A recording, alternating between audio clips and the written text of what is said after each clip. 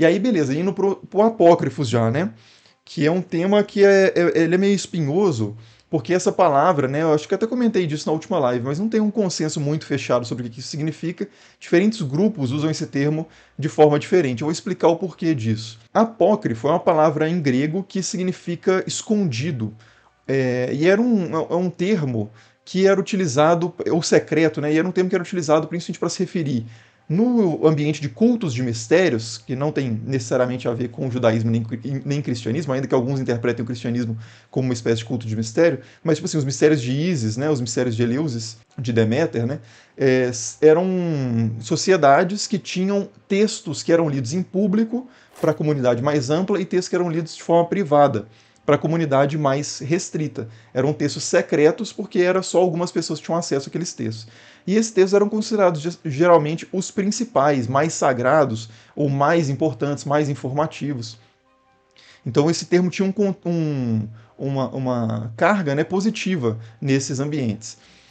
E aí no cristianismo antigo, esse termo apócrifo já começa a ser utilizado com um sentido um pouco diferente, que é apócrifo no sentido de que é privado, é secreto, não porque ele seja melhor do que os outros textos, mas porque ele deve ser lido em situações que não são as situações de culto, não são as situações públicas ali de leitura das escrituras.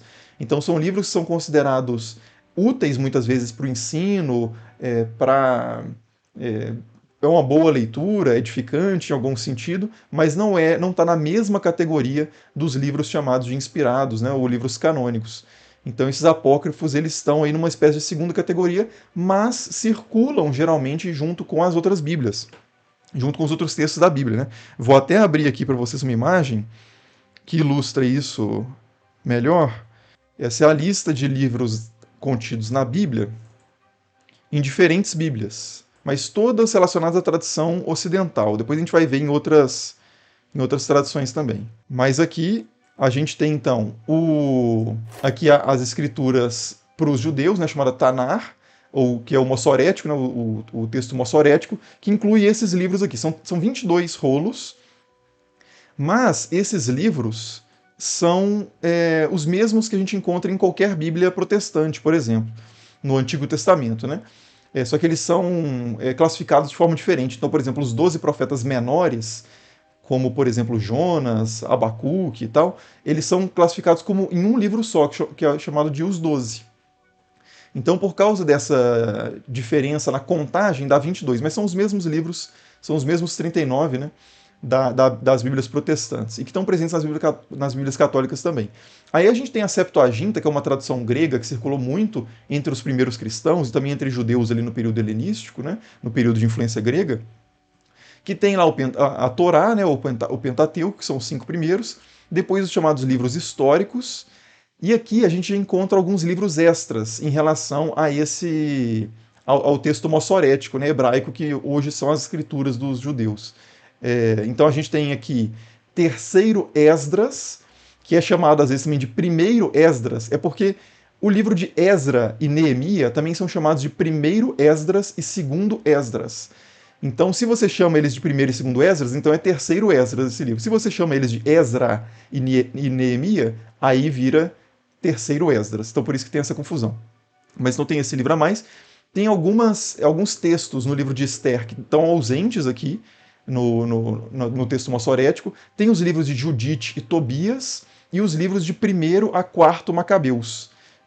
Depois, aqui na parte sapiencial, de sabedoria, tem um salmo a mais, nos Salmos, que é o Salmo 151, o livro Sabedoria, o livro de Ben Sirac, né, o Sirácida, e os Salmos de Salomão. Nada disso tem aqui no Massorético. Né?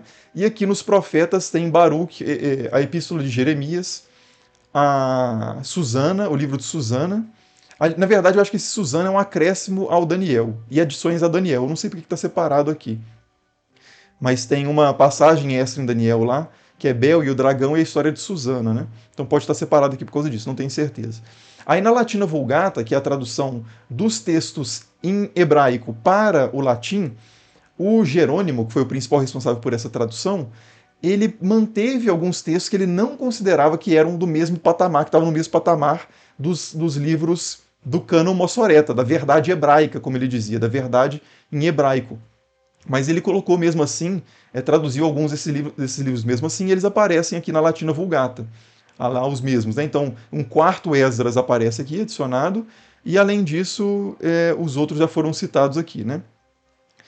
E aí você vai ter nas Bíblias católicas, mais para frente, inclusive a Bíblia que vai fechar o cânon fechado ali no Concílio de Trento, no século XVI, depois ali das brigas com os protestantes, vai incluir vários desses livros, que não estão presentes no texto massorético, nas escrituras dos judeus, mas estavam presentes na Septuaginta, em algumas versões, porque isso varia também, e na Latina Vulgata. Então esses livros, para os católicos, são chamados de deuterocanônicos, que significa o cânon depois, né? Deutero é segundo.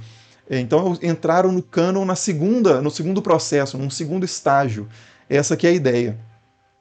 Então você vai ter esses livros que são chamados de apócrifos pelos protestantes, porque estão fora da Bíblia, em algumas Bíblias protestantes, eu vou mostrar aqui que nem em todas. E vai ser chamado de deuterocanônico pelos católicos, porque entrou no cânon, mas numa segunda leva, por assim dizer. Então alguns livros são chamados de apócrifos, para outros são deuterocanônicos. Aqui, né, eu coloquei aqui apócrifos, deuterocanônicos, e falta falar dos pseudepígrafos também. Mas aqui, antes de falar o que são os pseudepígrafos, deixa eu ver se eu consigo aumentar isso aqui um pouquinho. Aqui, a Bíblia de Lutero, a Bíblia que Lutero traduziu para o alemão, ela contém também vários desses livros que estavam presentes aqui na Latina Vulgata e na Septuaginta, como Judite, Sabedoria, Tobias, Sirácida, Baruque, 1º e 2º Macabeus, as adições a Esther e Daniel separadamente e a prece de Manassé, ou Manassés. E esses livros foram colocados uma seção separada, chamado de Apócrifa, que são os livros escondidos ou os livros privados, que foram colocados consequentemente numa subcategoria.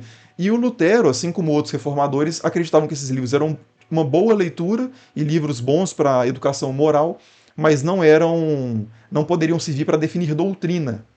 Então tem isso, né? Mas estavam presentes em algumas Bíblias protestantes. Hoje é muito raro encontrar, né? Mas nesse início do protestantismo estavam presentes. E inclusive na versão do King James, né, do rei Tiago, ou do rei James, lá da Inglaterra, também tem lá os apócrifos, inclusive com mais do que a Bíblia do Lutero, que tem o Esdras 3 e 4, ou 1 e 2, e outras coisas aqui, né? Basicamente só isso de diferença. E aí, hoje em dia, o que a gente encontra mais nas Bíblias protestantes é isso aqui, né?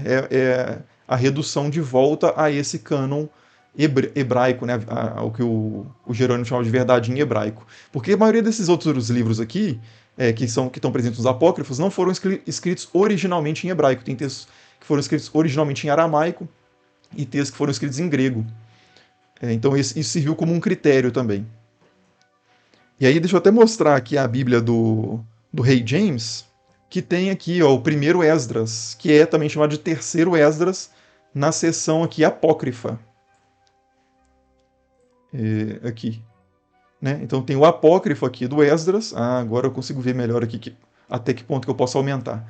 Apócrifo foi aqui, né? Capítulo 1 do Esdras, e começa lá o texto de primeiro Esdras. Isso aqui é na Bíblia do rei James, é uma Bíblia protestante, né, anglicana. E no índice dessa Bíblia de 1611, a gente encontra também a divisão aqui em livros do Novo Testamento, aqui, né, ou do Antigo Testamento, né, livros do Antigo Testamento, os livros chamados Apócrifa e os livros do Novo Testamento. Então ele fica numa categoria, num momento até histórico intermediário, e por isso ele é chamado, muitas vezes, esses livros são chamados também de livros intertestamentários. Então é outro termo ainda que se usa para falar sobre isso. Aí, só para falar do pseudepígrafo, né, para fechar essa questão e até ver as dúvidas que surgirem aí, né, no chat, tem essa... Aqui, pseudepígrafo, né? O que significa pseudepígrafo? Aí já é um termo que não tem necessariamente a ver com apócrifo e nem com deuterocanônico. Pseudepígrafo é um termo que se dá a partir de outro critério, que é se o livro ele é atribuído ao seu autor real, é uma atribuição verdadeira, do tipo o Henrique escreveu o livro e chama livro de Henrique, ou se é uma falsa atribuição. Então Henrique escreveu o texto e chamou de livro de Enoque, por exemplo. E aí esses livros que têm uma atribuição a uma pessoa que não é o autor verdadeiro, portanto são escritos é uma atribuição falsa, né, daí pseudo-epígrafe, é, uma, um escrito falsamente atribuído, né?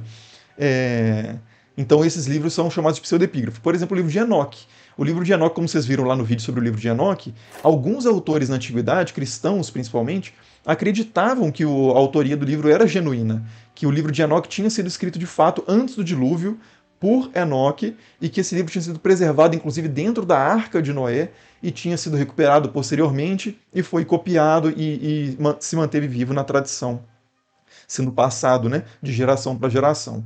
Mas a maioria, por fim, né, decidiu, chegou a um consenso de que esse livro, na verdade, era falsamente atribuído a Enoque e que era um livro posterior. Então, por causa, esse é um critério para você não aceitar o livro como canônico, muitas vezes. Né? Se você pega a mentira, né, você consegue tirar esse livro do cânon. Se você não pega, né, ou seja, não significa que os livros que estão no cânon são atribuições corretas, mas talvez o debate na antiguidade tenha se inclinado a considerar a autoria correta, mesmo que depois historiadores mais recentemente, por outros critérios de crítica textual, a partir de documentos de outras culturas e comparações, etc., tenham chegado à conclusão de que esses livros não são corretamente atribuídos aos seus autores. Então, por exemplo, no próprio Antigo Testamento, um exemplo que eu cito lá no vídeo sobre o livro de Enoque, é que o livro de Daniel, ele é um pseudepígrafo, pelo menos, né? Certamente é a segunda parte, né? Que vai do capítulo 7 ao capítulo 12. Depois eu vou fazer um vídeo sobre isso, que eu tenho certeza que algumas pessoas vão discordar disso, né? Mas, assim, eu acho que o caso é muito forte mesmo em relação a Daniel ter sido escrito no século II, ali por volta de 165, 164 a.C., que tem a ver com essa data a partir da vida do Antíoco IV Epifânio. Mas, aqui no Novo Testamento também, hoje, atualmente, os historiadores descartam muitas cartas de Paulo como cartas autênticas também. Tem as chamadas cartas disputadas e as cartas não disputadas. Então, por exemplo, 1º e 2º Timóteo e Tito são cartas que são consideradas falsamente atribuídas a Paulo. E outras cartas também, né? Não lembro aqui de cabeça quais são.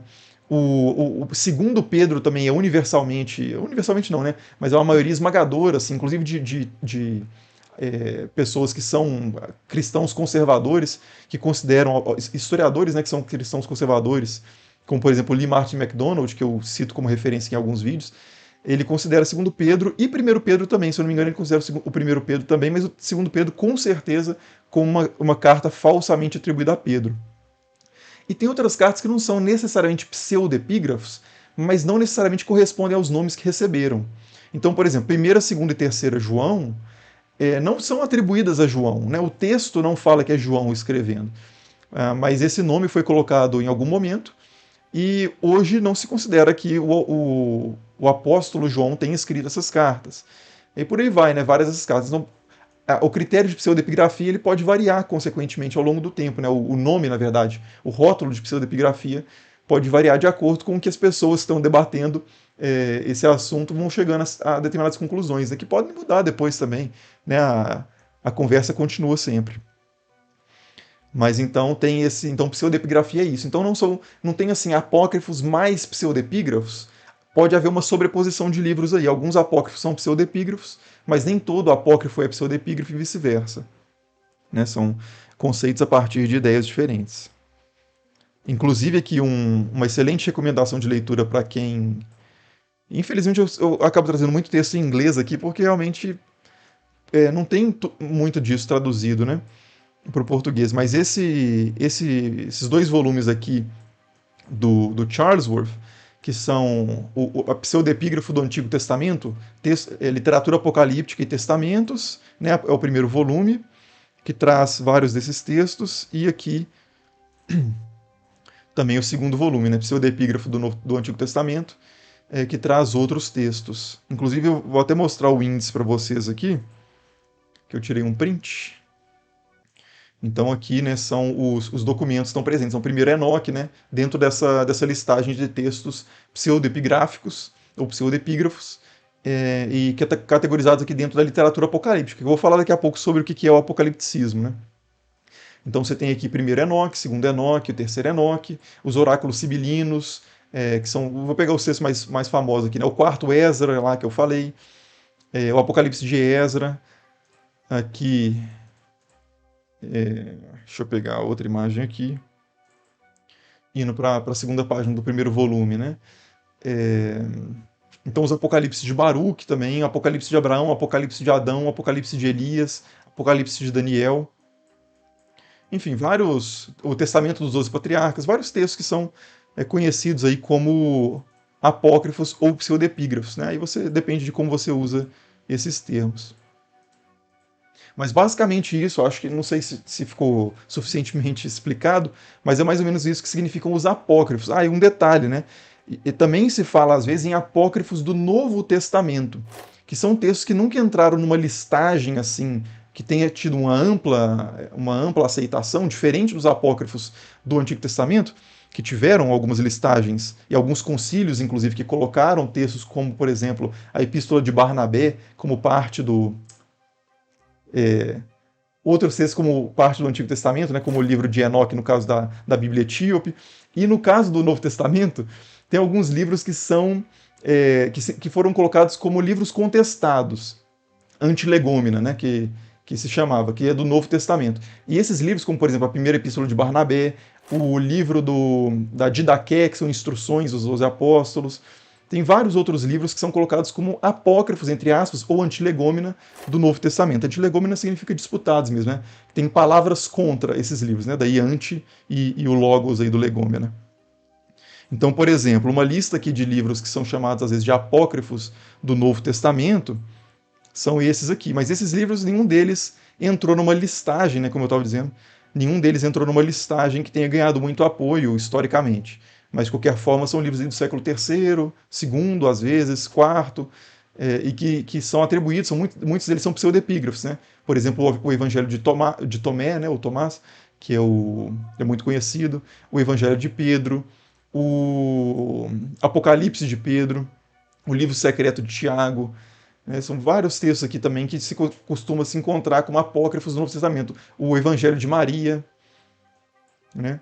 Então, o evangelho da infância de Tiago, que é muito importante na tradição sobre os pais de Maria, os avós de Jesus, né? Então, muitas das ideias que estão presentes nesses livros, por mais que eles não tenham entrado na Bíblia, algumas ideias entraram na história do cristianismo, mesmo ortodoxo. Né? Mesmo no catolicismo mais ortodoxo, você encontra algumas ideias que não estão presentes em nenhum livro canônico, mas estão presentes em livros que foram considerados apócrifos. Né? Mas tem vários desses livros. Tem até um site que eu indico para vocês, de novo, né, em inglês, mas chama Early Christian Writings, que tem aqui uma quantidade enorme de textos, muitos deles disponíveis traduzidos e datados aqui, né? Então, se a gente clicar em apócrifos, por exemplo, ele dá aquela lista que eu mostrei. Mas além desse, tem outros que ele classifica como gnósticos e não classifica como apócrifos. Aqui dá um pouco mais de livro. E tem textos da patrística também, né? Textos dos, por exemplo, a Didaqué, a Epístola de Barnabé que eu falei agora, né? Aqui. Que são textos também muito importantes para entender a história do cristianismo antigo e que não estão presentes em nenhum cânon hoje em dia, né? Aí por último, né, antes de eu voltar para o chat, deixa eu mostrar também uma lista comparando os diferentes cânones. Então aqui, né?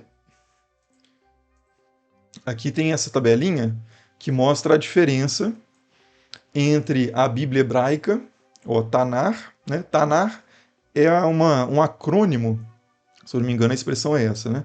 É uma junção das iniciais de Torá, Neviim e Ketubim, que são como os livros estão categorizados, né? Tá até aqui, né? Torá, que a gente chama de Pentateuco na tradição mais cristã, Neviim, que são os profetas, e os Ketubim, que são os escritos. E acredita-se que a ordem, inclusive, em que esses textos foram fixados no cânon é exatamente essa. Primeiro, o Pentateuco se cristalizou como uma coletânea de livros autoritativos. Depois, o livro dos profetas, que não inclui, por exemplo, o livro de Daniel, que é mais uma pista de que ele é um livro tardio. E depois, o livro os escritos, que é uma miscelânea mesmo, uma coleção de textos que literariamente, né, são muito diferentes. Então, por exemplo, os Salmos com o livro de Jó, com o livro de Ruth, com o livro de Esther, né? Então Esther é uma história até de leitura muito agradável, porque ela lembra meio que uma novela, né, no sentido de é um texto muito fluido, fantástico. O livro de Ruth, que lembra mais um livro daquele tipo do Juízes, dos livros históricos lá que nas Bíblias católicas está nos chamados livros históricos. E os Salmos, que são canções, né? Então, assim, são livros que são muito diferentes entre si no seu estilo literário, nos seus personagens, mas foram também, em algum momento, entraram como literatura sagrada ou canônica, autoritativa. Então são aqueles 66 livros, aqui tem 66 livros que vocês encontram também nas Bíblias protestantes. Aí tem os livros no catolicismo romano já são classificados de forma diferente, então tem o Pentateuco, os livros históricos, poesia e sabedoria, ou sapienciais, os profetas e depois o Novo Testamento. Né? Aí aqui adiciona-se o primeiro e segundo Macabeus, aquelas diferenças que eu já mostrei, né? Tobias e Judite, por exemplo, eu não estou achando aqui Judite e Tobias, primeiro e segundo Macabeus eu já falei, né? E os protestantes voltam para isso aqui. E também tem adicionado ao catolicismo romano, você encontra na Igreja Ortodoxa grega alguns livros adicionais. Por exemplo, primeiro Esdras, que é o chamado de terceiro Esdras também, a oração de Manassés, Salmo 151, terceiro e quarto Macabeus. E na Igreja Eslava também você encontra também alguns livros adicionais. Né? No caso aqui, o segundo Esdras e tira lá o quarto Macabeus. Então, são diferentes comunidades ao longo do tempo, a partir de diferentes critérios, diferentes experiências históricas, né, acabaram chegando a diferentes cânones. Então, quando a gente fala assim, está na Bíblia, né, às vezes é importante um cuidado de dizer em qual Bíblia que a gente está falando. O livro de Enoque, como eu disse, está nas Bíblias etíopes. Né?